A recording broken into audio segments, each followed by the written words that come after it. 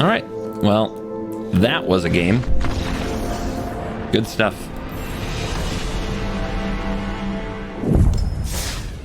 We'll try this on the play. I hate that the lands are tapped, but we have to try it. I also don't have a protection spell, but I think I'm supposed to play the shelter tapped. And just run out the creatures.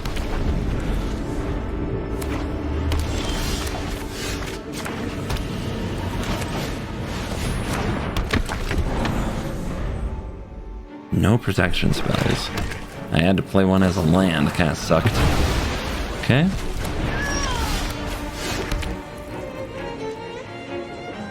Do we give Mavinda a shot? Again, we don't have a protection spell, so now is the time to run things out there. Maybe they'll eat removal until Legion Angel can come down. Okay. Nice hand, opponent. Jesus. Alright. Green, green, white, white. Angels. Let's go. At least we have a never-ending stream of creatures while we wait for protection spells.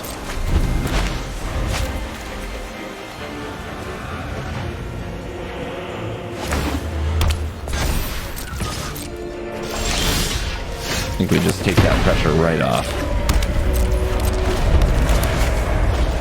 No Wandering Emperor. Feels good. Keep it coming. Don't think I'm blocking the underdog, though.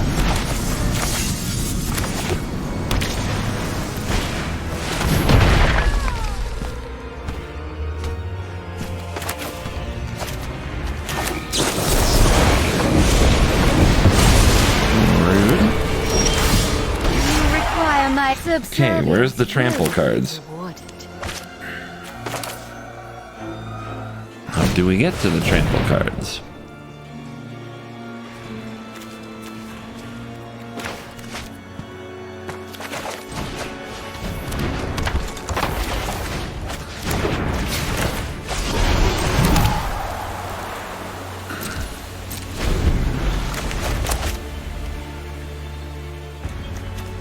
I mean, is more lands the answer?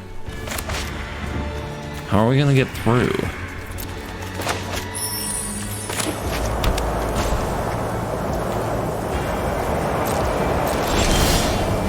Size and trample is usually the way against Lulth, and we don't have it.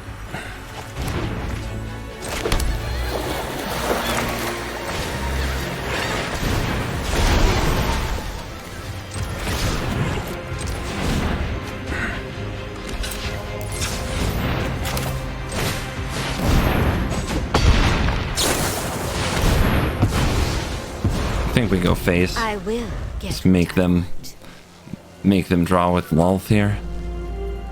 At least they lose some life, but they're still at 20. Their hand's been too perfect not to be at 20. They double spelled on turn 3? It's insane. So we gotta draw some of our trample effects. Otherwise Lulth is gonna stick. At least we can outscale their creatures really well. Like, these on the battlefield aren't going to do too much for a minute.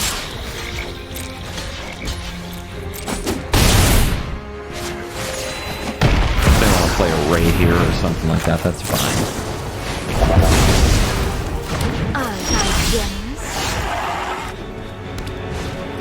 We're blitzing it to lose 2 life, to grow Lulth. Okay. Well, they only have 1 reach creature. But we couldn't draw another card to increase the size.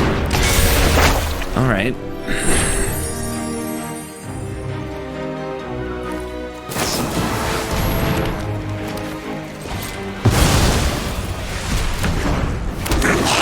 This having vigilance is way better than this having vigilance. What does this become, a 3/4? We could double block it. Was this going to be a 4/4? No, a 3/3. And what's Lulth? 4. Okay.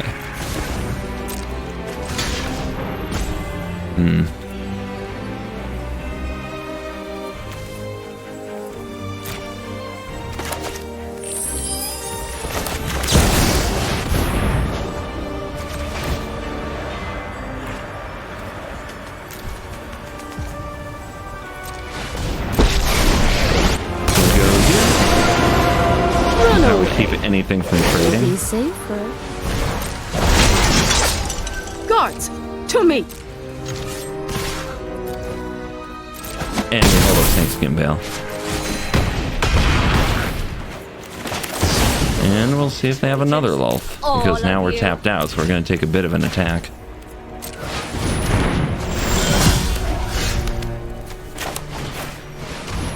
More Ass Pirates. Yeah, they're going to put the pressure on. We're going to need more ways to block them, more vigilance. They didn't bring back the Underdog, and they didn't power up Hive, so hopefully that just means Wandering Emperor or something. Exactly what we needed them to have.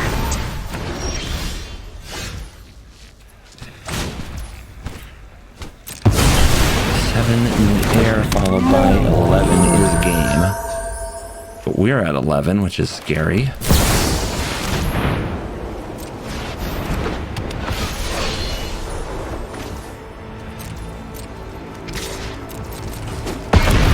Alright, close one. They do have a reach spider too. So these aren't game guaranteed. Alright, they go to 8.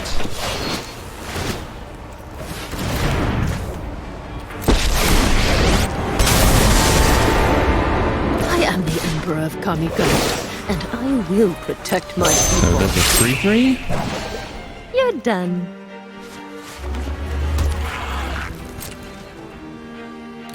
Could just take it.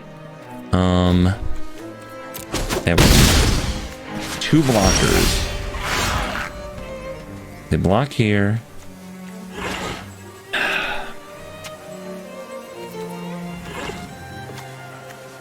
This is tough.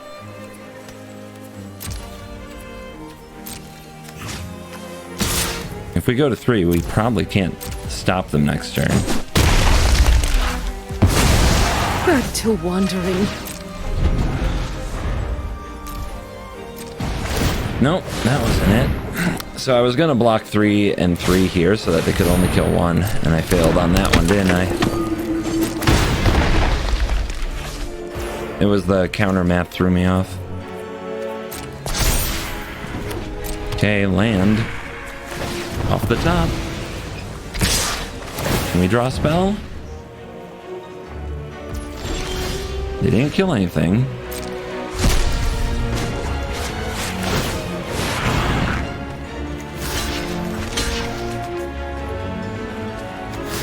Okay, let's offer lethal. And then is 2 blockers and no. I think we just do this, because if they only block it with 1, if they don't block it, they can't bring back Underdog. If they block it with 1, good.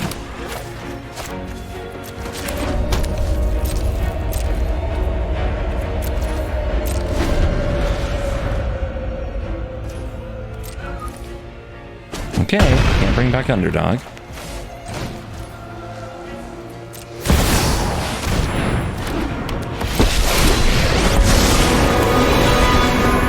With the right tools, We got 2 Menace Creatures, but it's not enough to kill me, right? I guess they can put counters on one of the Menace Creatures. But then this is still a 1/1 if they do that. And then we can double block 1 Menace Creature, block the 5/5, and we're fine. But I am probably dead to a removal.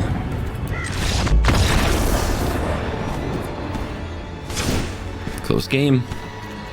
I mean, they had a near perfect draw, but then flooded out after. And that's, I think, why we're in it. Legion Angel showed up. Whoa. Wow. Okay. Okay. Right now, it's even. If they hold everything back. But I could just draw a protection spell. Learn Lesson would do it. Trample would do it. Got so many draws in the deck that are live here. Belinda would do it. Oh wait, only 1. She dead.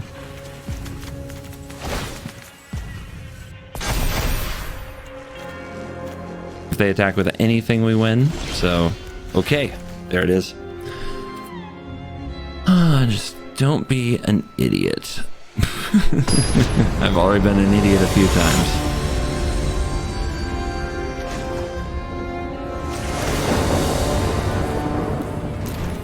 I'm sure there's green left open. I'm leaving 2 green open just to be safe.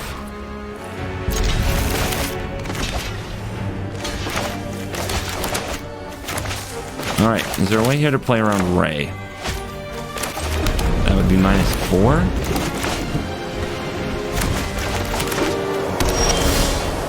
Not really. So we go for it. Nice.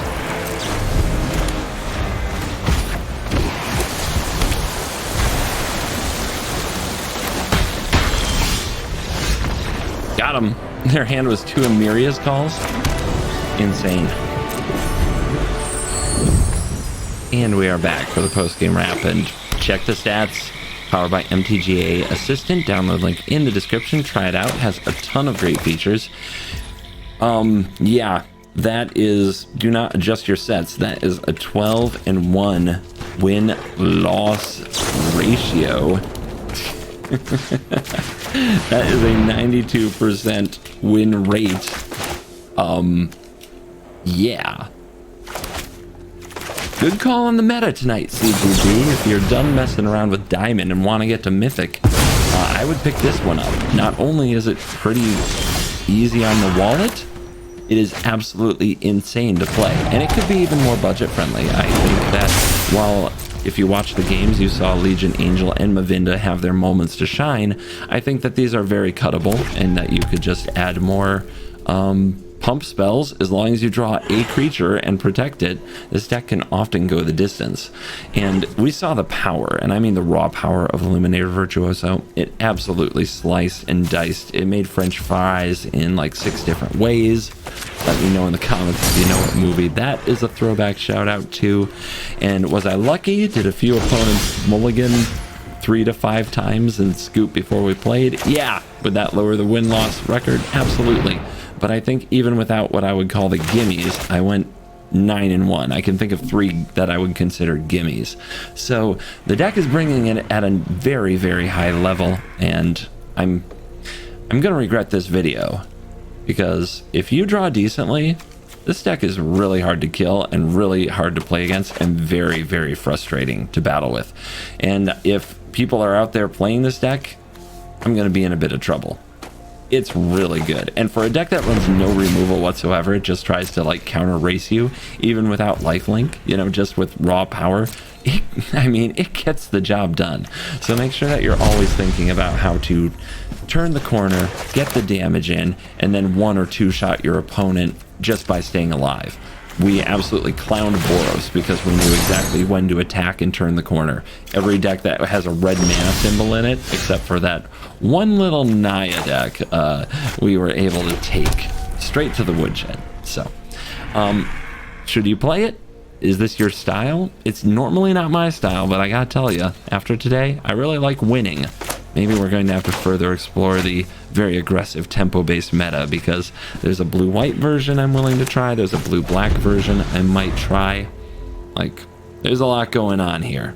So, we're going to continue to, I think, explore all that is Illuminator Virtuoso and get ourselves to Mythic. Thank you for watching this video. As always, I will see you in the next video. You are cool.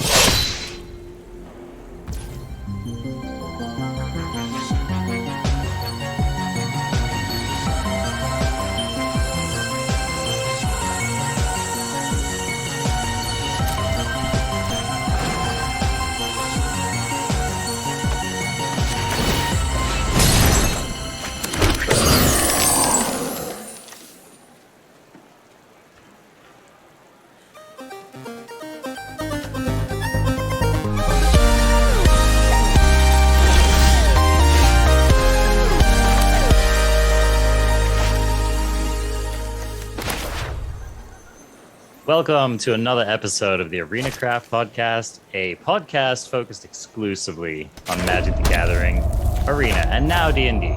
My name is Arjuna. I'm one of your hosts. I'm joined today by one of the world's darkest wanderers, one of the world's highest level mages. Sometimes he's even level 1. It is the one and best of one, Covert Go Blue, notorious Blue Mage. How are you doing today in the Forgotten Realms, my friend? I mean, I'm having a great time in the Forgotten Realms. I'm living it up, but I cannot go another second without acknowledging that you have brought the sexy werewolf look to the show today, and that those listening on platforms like Spotify are not getting the full experience because the freaking wolf ears are killing me, man. I don't know what to talk about. Oh my god. Oh man. That's kind of for you audio listeners, you're just gonna have to find out. Head over to Covert Go Blue's YouTube channel and just watch the video version, and you'll know what we're talking about. I actually don't know what you're talking about, Covert Go Blue, but whatever. I'll just let that one hang. okay. So anyway. Yes, we have been adventuring widely in the Forgotten Realms these past couple of days. The set is now fully released, which you should already know if you're listening to this, but if you've been living in a hole, go turn on your arena and play the new set. It is awesome. So let's just... Okay, basically what we're going to do today is we're going to do a set review. It is a full set review, but we're going to do it differently than we've done it in the past. So if you have been a fan of the show for a while, you will remember the meandering 10-hour set reviews that we used to do. And while we enjoyed those a lot, I think it's just better for everyone that we've decided not to do that anymore. So instead, what we're going to do is we're going to go over just cards that we think are key cards, key archetypes, stuff that stood out to us. It's kind of a mix of a top list with a bit more of a comprehensive overview. So we're kind of trying to maybe glean the best of what we used to do and just trim it down a bit. It is the complete partial set review show. Exactly. All the cards you need to know about and a handful that you really don't. Yeah. So before we get into that, though, I'm just curious to hear, how have your first couple of days in the Forgotten Realms been, CBB? Yeah, this has been a bizarre spoiler season because in the past, we usually get to do a show where we talk about all the cards before we even play with them. And at this point, and the way that they just did it, the full set was spoiled on a Tuesday, right? And then they released the whole set on Arena on a Thursday. There was no spot for a show. Your schedule didn't allow it, neither did mine. Oh, by the way, holiday week.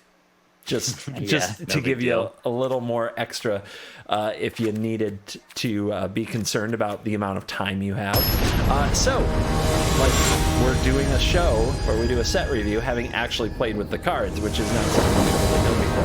And I've spent the last few days trying whenever I had time to play with the cards. I had a family reunion to go to. My sister's in town from Arkansas. I rarely see her, so but I have spent a lot of time watching videos in the evening, basically not sleeping at all, building decks and playing when I can.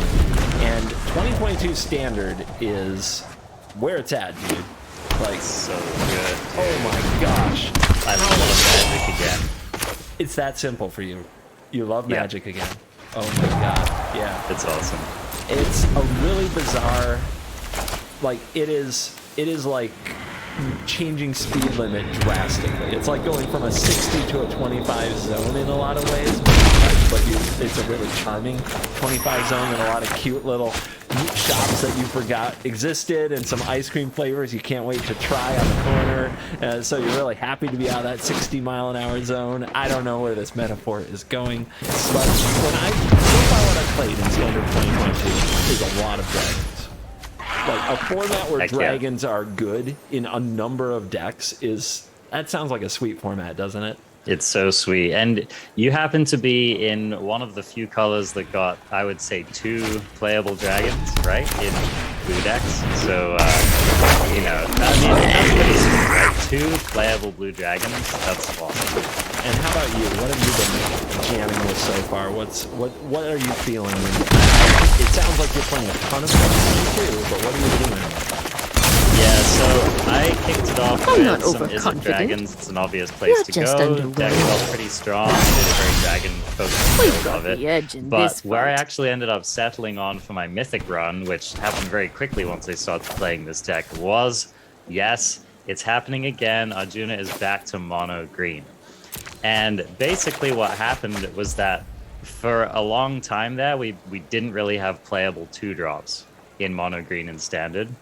And this actually led to like notable mono green mage Rumty just quipping that you just play a 2-drop in mono green to just bait out the counter. He was like getting his 2-drops up towards the edge of the cliff and just shoving them off. Like, thanks for your loyal service, Lemming. Taste it. And then hoping that his 3-drop stuck. But now we actually have not one, but two very playable and relevant 2-drops in the archetype, and it is transformational, dude. So yeah, not to. It's also been really. I was gonna say not to bury it too much, but maybe 2 of the best cards in the set are green 2-drops. I couldn't agree more. Yep, I couldn't agree more. And they're both performers. It's also just been fun to pull out some other, like, green is a color kind of like white, where they've printed a number of pretty playable cards that just got edged out by playable cards. So we've, in this format, we have a chance to run things like Old Growth Troll, which just haven't really been showing up in the past. And let me tell you, that card is pretty sweet. So yeah, so I've been doing a lot of crushing with mono green, and maybe we'll talk a little bit more about that as we get into the set review. But yeah, man, it feels good to have like multiple new or new-ish archetypes that are just playable and back on the map. And the format has felt really diverse. People trying a lot of things. I've gotten crushed by some really, really interesting decks that I would have never thought to build myself. So it's kind of a brewer's paradise at the moment, and if you haven't been playing this event, I highly recommend checking it out. All right, I'm going after you. I'm going to try to get you to commit to this on the record, and I don't think it will be 2022 format deep dive next week. Oh, easily. The only question, Covert Go Blue, is how many hours you're having. It always is. That always is the question when we get together. How much can we take? And since this is probably going to be a long one, we should get right to the taking, so to speak. So, diving into a set review, what I've done this time, I took my stab at creating categories and dumping a bunch of the cards that we want to talk about in categories, so that we're just kind of going along themes. And if you have things that you want to talk about that address that, like those cards specifically, or that category of card, you can kind of right there. And the very first topic I have, or we're calling it a category, is dragons. Now, we saw several of the dragons, and we talked about a good amount of them before, but now we've seen the whole spoiler. The spoiler has a lot of dragons. Big surprise. They're quite good in Standard 2022. I also want to say this before we get into when I'm talking about a card, and you're wondering if I'm talking about future Standard, Standard 2022, or current Standard, assume it's one of the first two. And if you want to hear me review the card for current Standard, just look at the card, read it, figure out if it dies to Bone Crusher Giant, is or isn't bigger than a Lovestruck Beast, and does or doesn't come down before now basically, almost none of these cards are basically going to see play on the regular queue. And I just as a side note, crafties, like, strap yourself in for, like, I think that for the next couple of months we're going to be a future podcast. Because I think that the idea of playing like regular, old, boring ranked standard at the moment just sounds probably like homework for both of us at the moment. And I think we will cover it, you know, don't worry, like, we will cover it, especially if there's, you know, big new developments in that world. But I think that for the majority, I think I can safely speak for the both of us that the majority of the time between now and when rotation happens, I think CGB are going to be very future focused. Oh yeah, and hopefully we can get a bunch of the crafty audience into this queue as well, because if there's one thing about this queue, I hope it's that it succeeds, because I want this to happen a lot. Yes. And, you know, I want our crafties to be freaking crushing it, dude. Like, let's stack the top 1200, right? We solved this queue last time, we can do it again. I already feel like I've got a pretty solid handle on what's going on, and I'm sure you do as well. So that would be like a realization of the next dream for me for this podcast, is just to like get all of our listeners to be next level. Oh yeah. So let's get it started. Let's start talking cards. First card on my list is Imarith, the Desert Doom. This one, I believe we talked about a little bit last week already. This beautiful 5-mana 5/5. And